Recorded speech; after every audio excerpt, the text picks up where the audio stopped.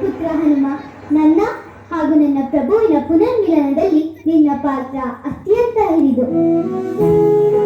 ನಾನು ನಿನ್ನ ಪ್ರಭು ಭಕ್ತಿ ಹಾಗೂ ಮಾತೃ ಭಕ್ತಿಯಿಂದ ಪ್ರಸನ್ನರಾಗಿದ್ದೇನೆ.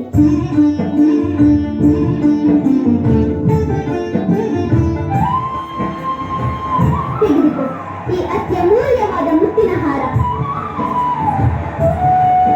ಮಹಾಪ್ರಸಾದ ಮಾತೆ, ಮಹಾಪ್ರಸಾದ.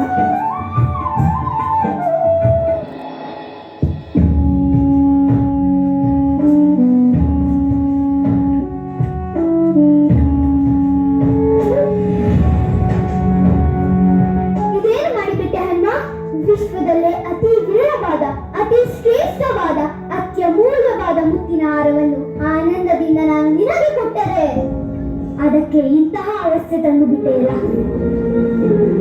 ಮಾತೆ, ನನ್ನ ಉದ್ದೇಶ ಯಾರನ್ನೂ ಅಗಮಾನಿಸುವುದಲ್ಲ.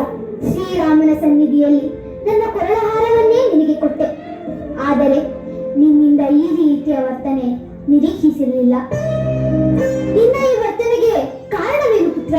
ಮಾತೆ, ನೀನು ನೀಡಿದ ಮುತ್ತಿನ ಹಾರ ವಿಶ್ವದಲ್ಲೇ ಅತಿ ಅಮೂಲ್ಯ, ಶ್ರೇಷ್ಠವೆಂದು ಹೇಳಿದಿರಿ. ಅದನ್ನೇ ಪರೀಕ್ಷಿಸುತ್ತಿದ್ದೇನಮ್ಮ. ದೇವತೆಗಳಿಂದ ಕೊಡಲ್ಪಟ್ಟ ಹಾರ ಅಮೂಲ್ಯವಲ್ಲದೆ ಇರಲು ಹೇಗೆ ಸಾಧ್ಯ ಹನುಮ? ಅಮ್ಮ, ಈ ಸೃಷ್ಟಿಯಲ್ಲಿ ನನ್ನ ಪಾಲಿಗೆ ಅತಿ ಅಮೂಲ್ಯವಾದದ್ದು ಹಾಗೂ ಶ್ರೇಷ್ಠವಾದದ್ದು ನನ್ನ ಪ್ರಭು ಶ್ರೀರಾಮಚಂದ್ರ.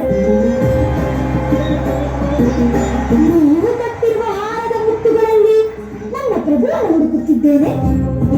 ನಿನ್ನ ಮಾತಿನ ಆಂತರ್ಯವಾದರೂ ಏನು ಹನುಮ? ಅಮ್ಮ, ಈ ಯಾವ ಮುತ್ತುಗಳಲ್ಲಿಯೂ ನನ್ನ ಪ್ರಭುವಿನ ಯಾವ ಗುರುತು ಇಲ್ಲ. ಇದು ಹೇಗೆ ತಾನೇ ಶ್ರೇಷ್ಠವಾಗಲು ಸಾಧ್ಯ?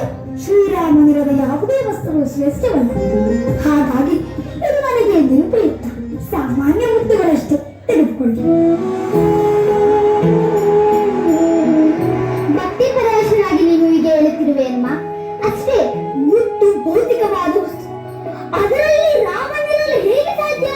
ರಾಮನಿಲ್ಲದೆ ಈ ಸೃಷ್ಟಿಯಲ್ಲಿ ಏನೂ ಇಲ್ಲ. ಸಕಲ ಜೀವಿಗಳಲ್ಲಿ, ಮನುಷ್ಯರಲ್ಲಿ, ನರ ಗಿಡಗಳಲ್ಲಿ, ದಟ್ಟ ಗುಡ್ಡಗಳಲ್ಲಿ, ಅಣು ರೇಣು ತೃಣ ಕಾಷ್ಟಗಳಲ್ಲಿಯೂ ರಾಮನಿರುವನು. ಹಾಗಾದ್ರೆ ನಿನ್ನಲ್ಲಿ ಪ್ರಭು ಇರಬೇಕಲ್ಲವೇ? ನನ್ನ ರೋಮ ರೋಮಗಳಲ್ಲಿ, ನರನಾಡಿಗಳಲ್ಲಿ, ರಕ್ತದಲ್ಲಿ, ಉಸಿರಿನಲ್ಲಿ, ನನ್ನ ಹೃದಯದಲ್ಲಿ ಶ್ರೀರಾಮನ ಹೊರತು ಬೇರೆಯೇನೂ ಇಲ್ಲ. ಶ್ರೀ ಗುರು ಚರಣ ಸರೋಜ ನಿಜ ಮನು ಕುರು ಸುಧಾ वर्णौ रघुबर विमल जसु जोदायक फलचारी जय भगवान जय सुख सागर जय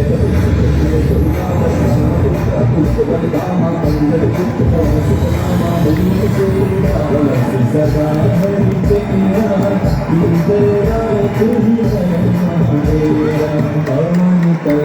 संकट हरण मंगल मूर्ति राम लखन सीता सहित हृदय बसहु सुरभूमि प्रभु राम जय जय राम सिया पति राम जय जय राम।